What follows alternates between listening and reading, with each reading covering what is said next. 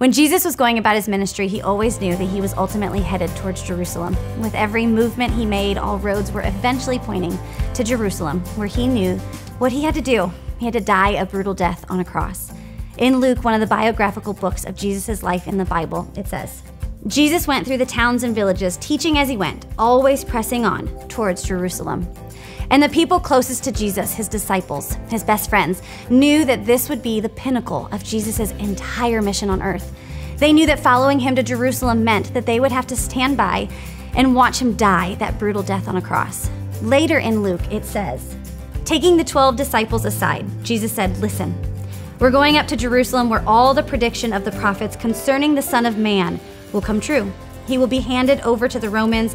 He will be mocked, treated shamefully, and spit upon. They will flog him with a whip and kill him, but on the third day, he will rise again. They all knew that Jesus was indeed the Son of Man at this point. Could you imagine knowing that your best friend was about to die? Even further, could you imagine knowing that the exact day and the exact way that you were going to die? How would you live differently until then?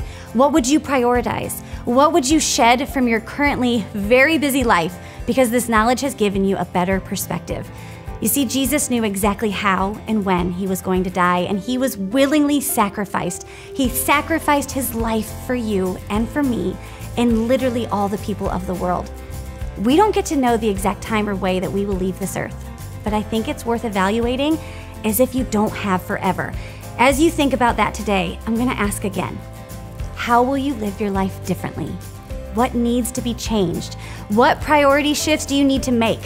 What will you shed from your currently busy life because this knowledge of God's great love for you, that he sent his son, his only son, to die for you, has given you a better perspective?